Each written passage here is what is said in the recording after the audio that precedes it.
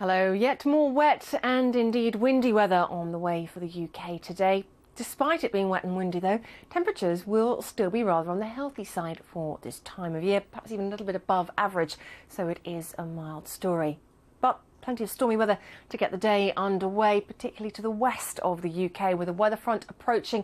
Some more heavy rain first thing into the southwest of England, tracking readily northwards though, arriving into Northern Ireland and Scotland in time for the morning rush hour and accompanied by strong and gusty winds.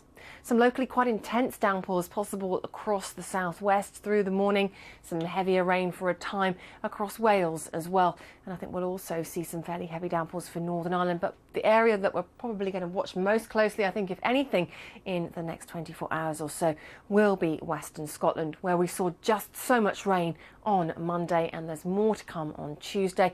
Any top up to those totals that we saw could trigger the risk of further flooding. Rain, though, right the way through the central lowlands as the day gets underway. Perhaps a drier start to the east of the Pennines for East Anglia and parts of the southeast of England. You may start dry, but don't hold your hopes out for much brightness. There will be a lot of cloud around here from the word go.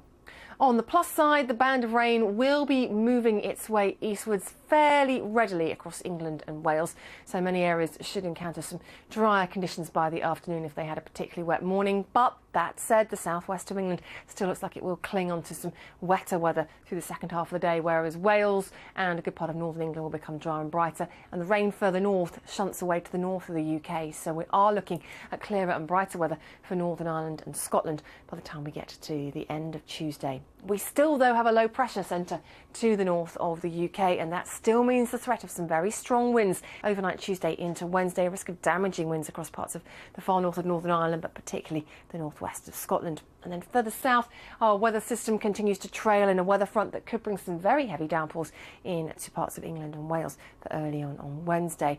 Current thinking, though, has that area of rain pushing its way eastwards through Wednesday, so that as the day pans out, things generally become drier and brighter. And actually, Wednesday brings us a little bit of a breather from the wet and windy weather through the middle, at least, of this week. Whereas for Scotland and Northern Ireland, it returns again on Thursday. England and Wales, though, should hang on to some sunny spells on Thursday, and it's still a mild story, temperatures of 11 or 12.